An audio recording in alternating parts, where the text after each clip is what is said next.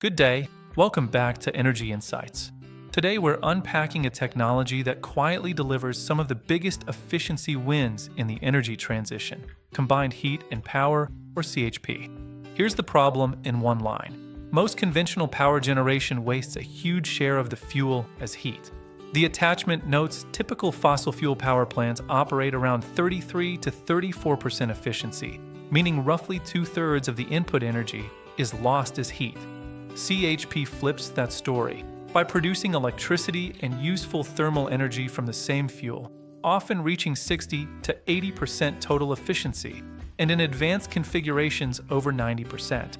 CHP, also called cogeneration, means you generate electricity on-site, then capture the exhaust heat and use it for process steam, hot water, space heating, or even cooling when paired with absorption chillers. There are two foundational CHP configurations. Topping cycle: fuel makes electricity first, then exhaust heat is recovered for steam or hot water. Bottoming cycle: fuel is used for high-temperature industrial process heat first, then the waste heat is recovered to generate electricity.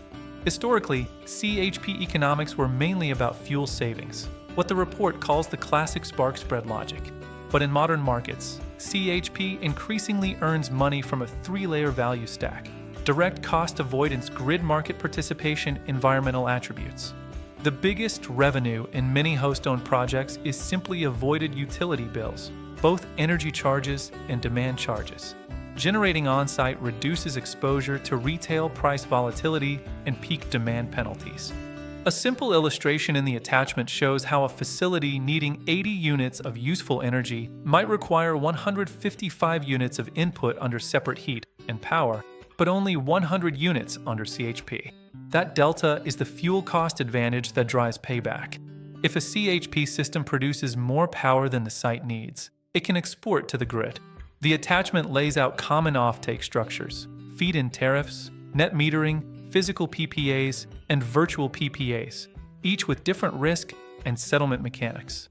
As wind and solar penetration rises, grids pay more for flexibility, assets that can ramp and stabilize the system. CHP can provide frequency regulation, operating reserves, and even black start in certain markets. The report notes that while regulation markets are relatively small compared to energy markets, they can deliver some of the highest value per megawatt, especially where operators pay both for availability and performance. CHP's efficiency advantage can also be monetized. The attachment highlights mechanisms like energy efficiency certificates, voluntary carbon credits, output-based regulations that credit CHP for useful heat output, improving compliance economics. Your prime mover determines your heat quality and revenue potential.